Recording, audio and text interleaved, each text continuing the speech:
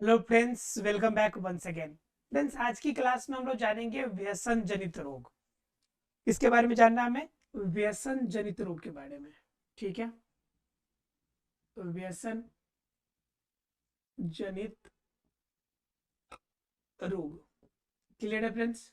अब जरा गौर कीजिए कि यहाँ पे व्यसन जनित है, तो मतलब व्यसन का मतलब होता क्या है। व्यसन का मतलब होता है बुरी आदतें जो आपकी लत लग जाती है। वो बुरी आदतें जिसकी आपकी लत लत लग जाती है, बुरी आदतें। अब ध्यान रखिएगा कि आपको दो तरीके की चीज होती है। एक होती है आदतें, जैसे मान लीजिए रोज इन सुबह 4 बजे आप जगते हैं, प्रतिदिन सुबह जाने के बाद स्कूल जाते हैं, आप कोचिंग जाते हैं, क्लासेस करते हैं, वीडियोस देखते हैं, ये आपकी आदतें हुई। लेकिन क्या होता है कि कुछ ऐसी चीजें होती है जिसकी लत लगती है। जैसे कोई सिगरेट पी रहा है तो उसकी लत लग गई है, तो वो आदत थोड़े ना हो गई, वो बुरी आदत हो गई। जब भी किसी भी चीज की बुरी आदत हमें लगती है तो उससे हम लोग कहते हैं लत लग जाना। क्या कहते हैं उसे? लत लग जाना। और लत का मतलब होता है कि आपका कोई भी अच्छा चीज नहीं, गलत चीजों का आपका व्यवहारिकता में आ जाना, वह कहलाता है लत। जैसे एक गाना भी निकला हुआ था, लत लग गई तेरी लत लग गई। मतलब क्या? बुरी आदत लग गई। बात समझ में आ रही है? तो ही कहता है कि बुरी आदत का मतलब होता है लत। और इस बुरी आदत की वजह से जो आपके बॉडी के अंदर जो रोग होगा, उस रोग को हम कहेंगे व्यसन जनित रोग। अब बुरी आदत, आप अब दिमाग में सोचने लगे होंगे कि भाई मेरे अंदर कौन सी बुरी आदत है और मैं क्या गलत करता हूं कि मेरे अंदर ये रोग होने वाला है। तो घबराइए नहीं, मैं आपको बताता हूं कि कौन सी बुरी आदतें हैं और किन किन से आपको रोग होने वाली है। ठीक है, तो बुरी आदतों का जो सबसे ज्यादा शिकार होते हैं, अब वो होते हैं आपके कौन? तो टीनेजर वाले, टीनेजर्स होते हैं। टीनेजर्स का मतलब क्या? टीनेजर्स के मतलब वे लोग होते हैं जो जनरली आपका 12 से लेकर आपका 19 वर्ष तक के एज के बीच का जो लड़के बच्चे होते हैं, वह टीनेजर में आते हैं। अर्थात कि होते तो 18 वर्ष तक ही है, लेकिन आप 19 तक लेके चलिए।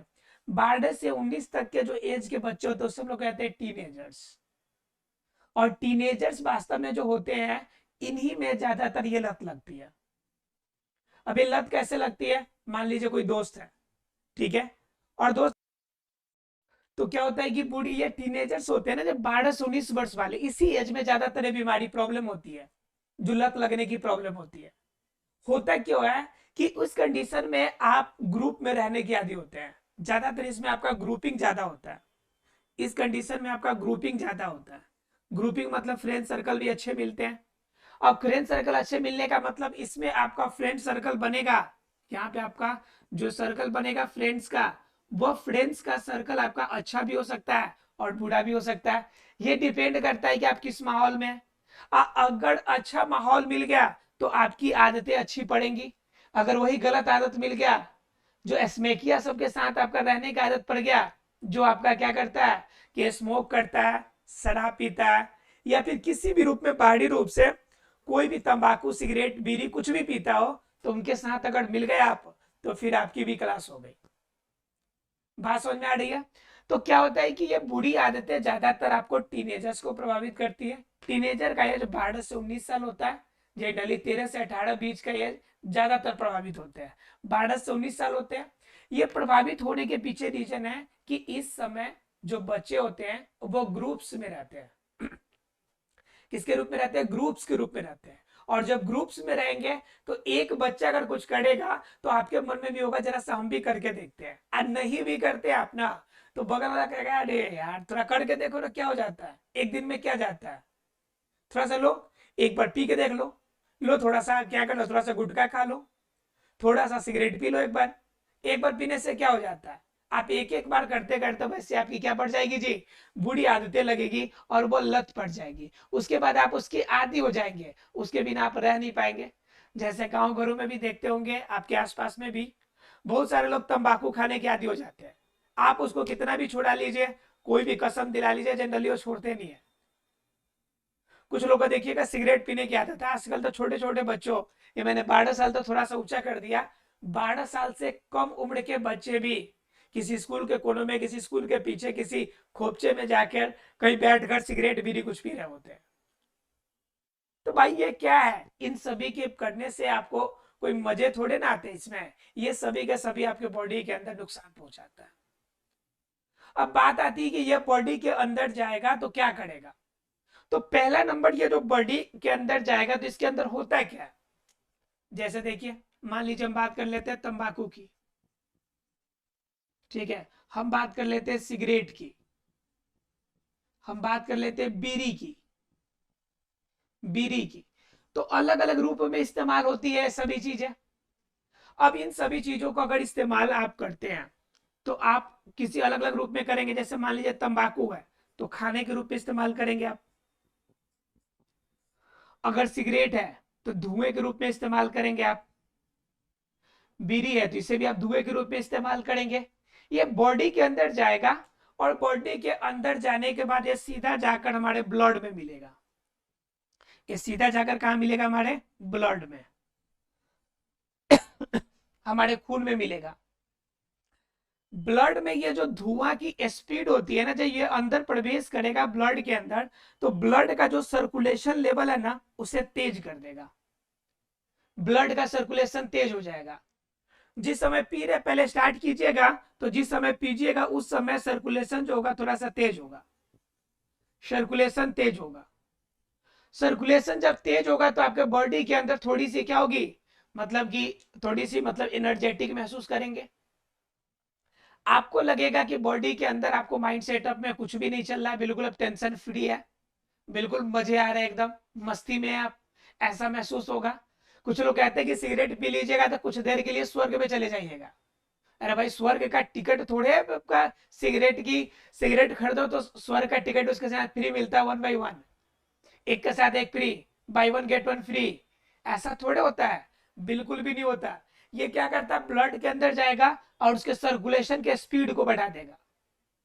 सर्कुलेशन की स्पीड बढ़ेगी, बॉडी के अंदर आपका ब्लड और तेज गति से बढ़ना शुरू हो जाएगा और तेज बढ़ेगा।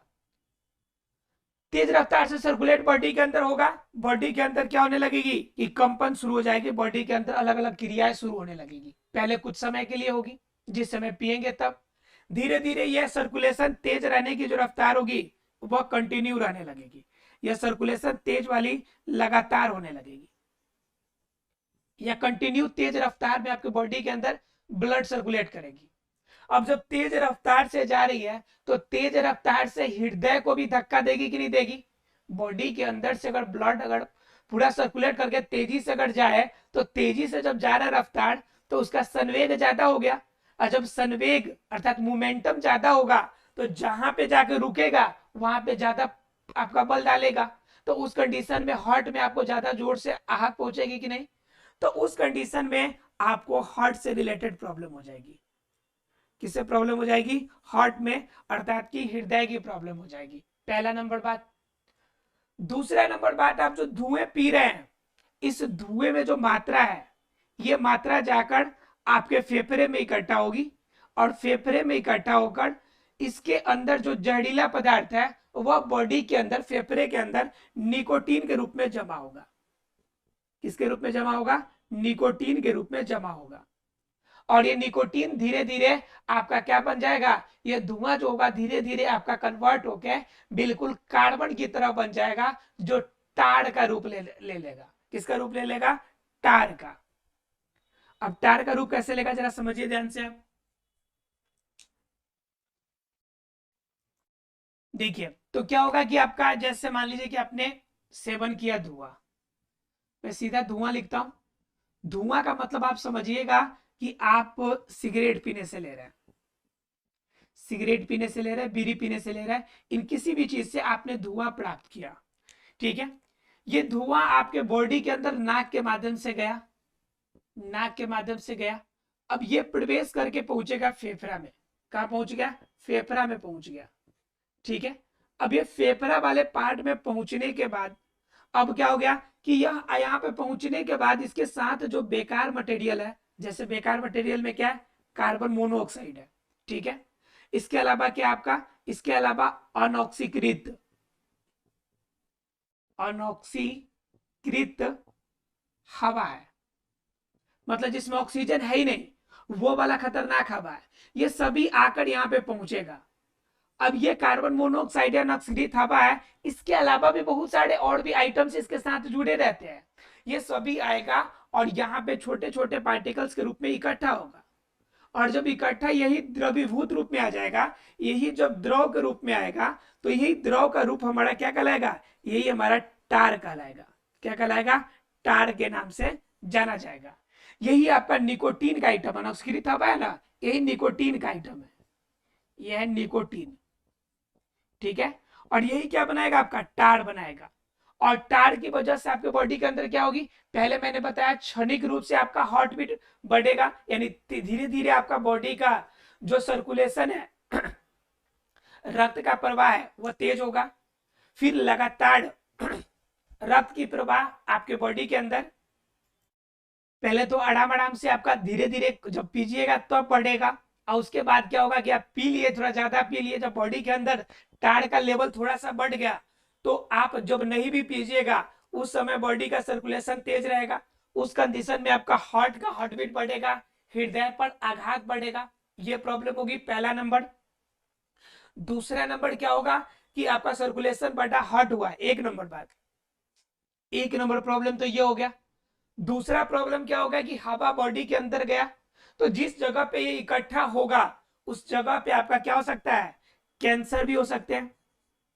क्या हो सकते हैं, कैंसर भी हो सकता है, क्योंकि कैंसर का मैंने एक पिछले क्लास में बताया था कि जब भी बाहर से कोई भी उत्प्रेरक आएगा और आपकी कोशिका विभाजन में उसके जीन पे उत्परिवर्तन कर देगा, म्यूटेशन कर देगा, और वह अनियंत्रित रूप से जब कोशिका का वृद्धि होगा तो उसी को ट्यूमर कहेंगे हम, और वही ट्यूमर किसका रूप ले लेगा, कैंसर का। तो आपका क्या होगा, पहले हार्ट की प्रॉब्लम होगी, बाद में हो ना हो ये कैंसर का भी रूप ले सकता है, ठीक है। उसके बाद और क्या करेगा, आपको खांसी ज्यादा होने लगेगी, आपको खांसी अधिक होगी, खांसी अधिक होने की वजह से आपको क्या हो जाएगी जी, अस्थमा जैसा रोग हो जाएगा, आपका अस्थमा हो जाएगा, मतलब जिसे हम लोग दम्मा कहते हैं, दम्मा का रोग हो जाएगा, ठीक है। शरीर कमजोर हो जाएगा आपका, शरीर कमजोर होगा, कुछ भी खाना खाइएगा बॉडी में खाना नहीं लगेगा, खाना नहीं लगेगा बॉडी में। ये सारे प्रॉब्लम्स आपके बॉडी के अंदर देखने को मिलेंगे, कब, जब आप इस सिगरेट या तंबाकू या बीड़ी का इस्तेमाल करते हैं तब। इसी वजह से WHO ने, अर्थात कि वर्ल्ड हेल्थ ऑर्गेनाइजेशन, जो पूरी दुनिया की स्वास्थ्य की देखरेख करता है, इन्होंने कहा कि जितना भी हमारा सिगरेट का पैकेट होगा, बीड़ी का पैकेट होगा, तंबाकू का पैकेट होगा, इन सभी के पैकेट पर यह क्लियर लिख दिया जाए निर्देश कि यह खाने से या पीने से कैंसर जैसी खतरनाक बीमारी हो सकती है, अर्थात कि कैंसर होगा, इसी का सेवन आप न करें। लेकिन हम लोग देखते हुए कैंसर वाले को चिन्हित करके रखते हैं कि भाई कैंसर वाला है ना, यही पीना ही खाना है, ये कहलाता है कि सुसाइड करना, ये क्या कहलाता है, सुसाइड करना। और ये बच्चे परेशान कब होते हैं, ये बुरी आदत लगती है जब टीनेजर होते हैं, तो ये आपका एज है, आप जिस एज में पढ़ रहे हैं ये एज है बिगड़ने का। अगर अभी आपने कंट्रोल कर लिया तो समझिए आगे की लाइफ भी कंट्रोल रहेगी, अगर कंट्रोल नहीं किया तो प्रॉब्लम बहुत ज्यादा बढ़ने वाली है।